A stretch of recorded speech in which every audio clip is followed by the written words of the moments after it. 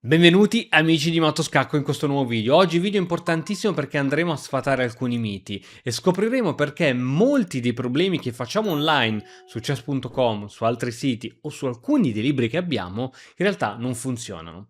Ti invito intanto a scaricare gratuitamente il report, che è un PDF di 21 pagine che si intitola I problemi di scacchi non funzionano. Trovi qui sotto il link per scaricarlo. Ovviamente il titolo è provocatorio, è meglio farli che non farli, ma dipende da tante cose. E adesso andiamo a vedere alcune situazioni e cercherò di farti capire perché la gran parte dei problemi veramente servono poco e nulla. Allora, questo è il classico problema di chess.com. Vai sulla sezione problemi e qui ti si presenta una situazione di questo tipo: mossa al nero, grazie al Kaiser, il nero ha 3 pezzi che possono fare qualcosa, quindi ovviamente tu che cosa fai? Che cosa succede se la torre va qui? Cosa succede se la torre va qui? Qui direi che la torre non serve assolutamente a nulla. Che cosa succede se il pedone spinge e cosa succede se il cavallo prova ad andare un pochettino avanti, perché indietro non penso che ci sia qualcosa di particolare indietro. Quindi queste sono le 5 mosse che prendi in considerazione e con un minimo di basi tattiche si capisce che la soluzione è data dal pedone in D3.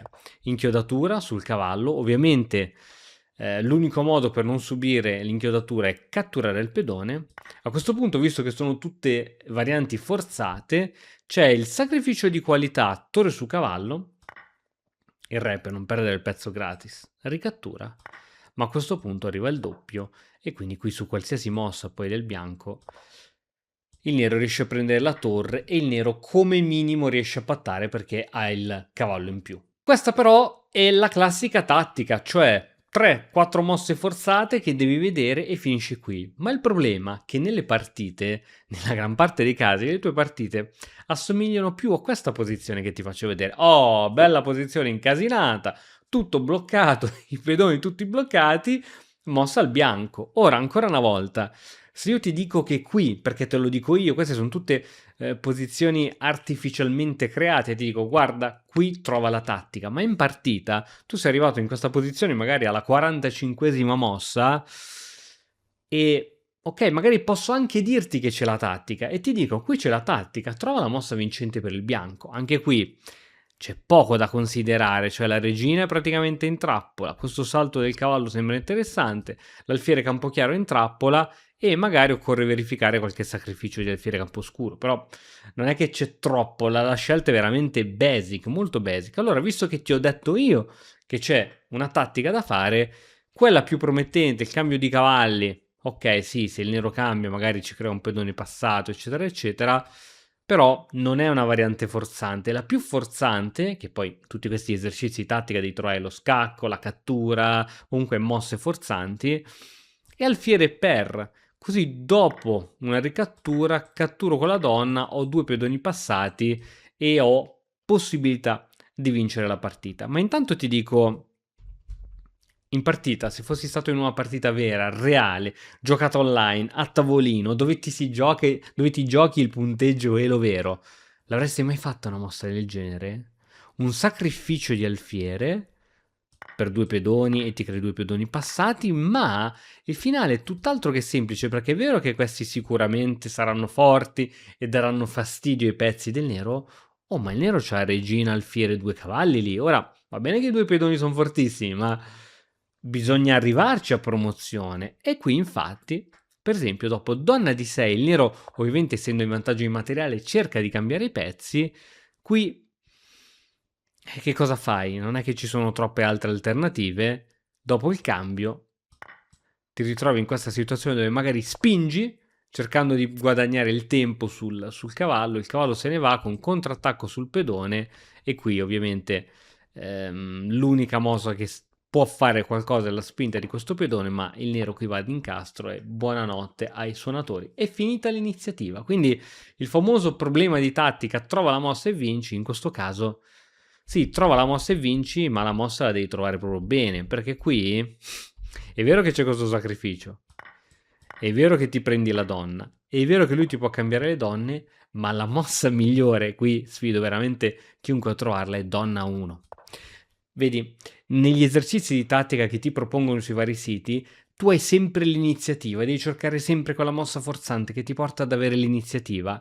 Questa è buona per il bianco, ma qui il bianco è tutt'altro dall'avere l'iniziativa. La donna si è portata nell'angolino, per carità, potrà anch'essa supportare i pedoni, potrà entrare in settima, tutto quello che vuoi, ma siamo ben lontani da dire ok, il bianco qui ha vinto, ok? Quindi questa era la continuazione giusta, ma come vedi, in una partita normale, perché questa posizione è stata tratta da una partita normale, non c'è per forza la combinazione tattica, statica, fatta da 2, 3, 4 mosse forzanti dove il bianco va in vantaggio. Qui il bianco se la deve sudare e se non gioca attentamente perde la partita. Quindi a volte qui un giocatore di media forza, quindi non parliamo di giocatori a livelli magistrali, qui magari il bianco può anche proporre la patta, perché se non se la sente di vedere questa continuazione e di capire poi come va a finire, rischia veramente di andare a star peggio. Quindi ci sono tantissimi fattori da considerare e a volte non riusciamo a calcolare tutto, a volte le partite sono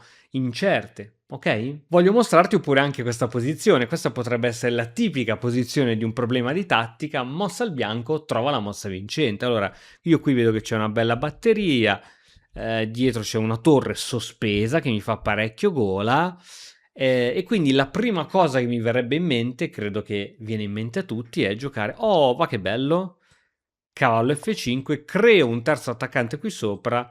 Ovviamente non ha più modo per difendere questo alfiere che è difeso 2 volte, quindi 3 attaccanti, 2 difensori. Appena toglie l'alfiere perde la torre e qui il bianco va in un vantaggio incredibile. Peccato che qui il nero ha la possibilità di giocare la straordinaria alfiere in G1 con doppia minaccia la donna e minaccia scacco matto. Qui o pari l'uno o pari l'altro. Se pari il matto, se prendi qui la torre, prendi matto, e se pari il matto in qualche modo, non so, donna in G3, qui come minimo arriva questa, questa e questa.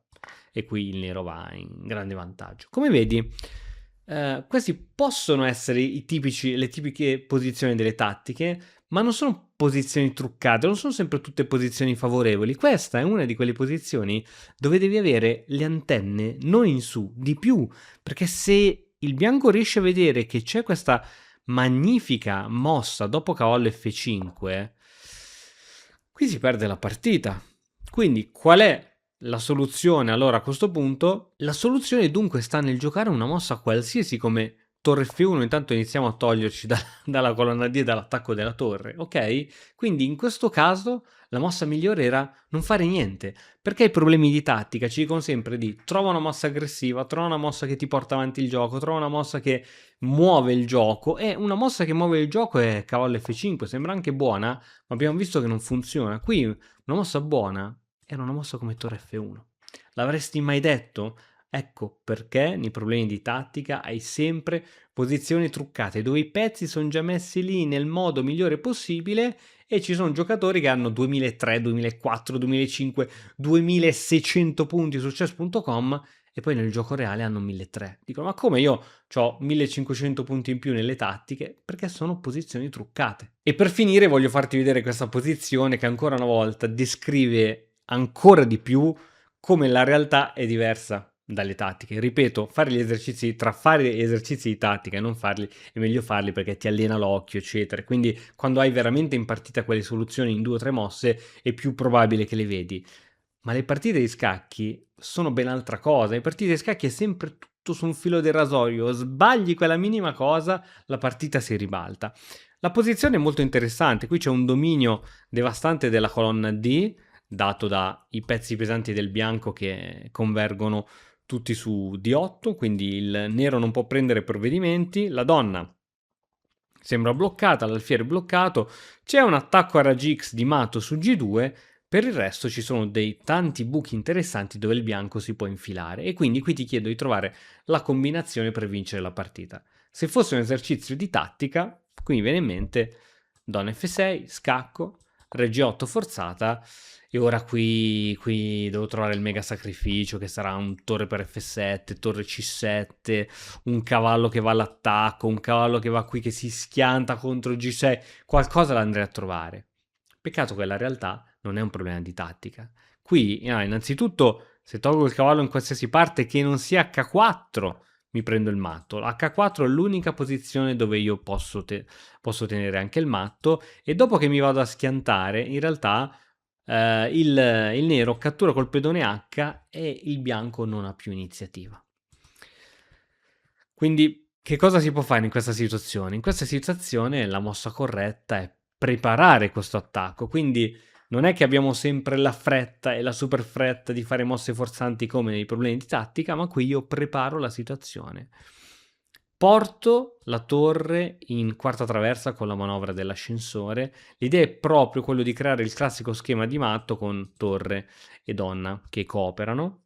Qui il nero fa essenzialmente una mossa d'attesa perché non può fare nient'altro. Qualsiasi mossa toglie la torre in qualche modo, entro e vinco la partita. Quindi, e se gioca alfiere C8 per disturbare la nostra torre, qui veramente c'è la tattica: catturo con la torre, catturo, scacco e matto in pochissime mosse. Quindi il nero veramente ha le mani legate e deve giocare una mossa d'attesa come torre B8. Bene. Adesso cavallo H4, ricordiamo che teniamo il matto dato da questa batteria, altra perdita di tempo da parte del nero, e adesso, ancora una volta, prima di andarci a schiantare, dobbiamo ovviamente dare un'occhiata alla difesa. Quindi non è solo attacca, ma si gioca F3. A questo punto sì che il cavallo poi si potrà schiantare, perché il cavallo, ora come ora, doveva stare alla difesa di G2. Con F3 questo è andato via. Altra mossa attesa da parte del nero, e ora cavallo per G6 funziona, perché ovviamente in caso di cattura col pedone F la partita finisce subito, e in caso di cattura col pedone H la partita comunque finisce subito lo stesso, perché c'è l'entrata devastante. Quindi questo problema di tattica, che è durato 6 mosse, e visto che non è stato fatto solo da mosse forzanti, sacrificio e prendi di qui, quindi c'è stato prima uno scacco, che è una mossa forzante. Poi c'è stata questa, che non è una mossa forzante. C'è stata questa, che non è una mossa forzante. C'è stata questa, che... Queste sono tutte manovre di preparazione, compreso F3, per poi scagliare il colpo di grazia. Ecco, la maggior parte delle partite si articolano in questo modo. Ci sono, per carità, le situazioni dove c'è il colpo tattico veloce, ma sono un po' di meno. Nella gran parte dei casi le nostre partite si svolgono in questo esatto modo, dove le partite sono un po' più complesse, te la devi giocare bene, non sono per forza tutte mosse forzate, ok? Quindi se vuoi migliorare quella tattica ti consiglio di scaricare gratis il report che trovi qui sotto, dove troverai qualche piccolo consiglio che ti potrà aiutare. Bene, ti saluto e grazie per la visione di questo video. Ciao!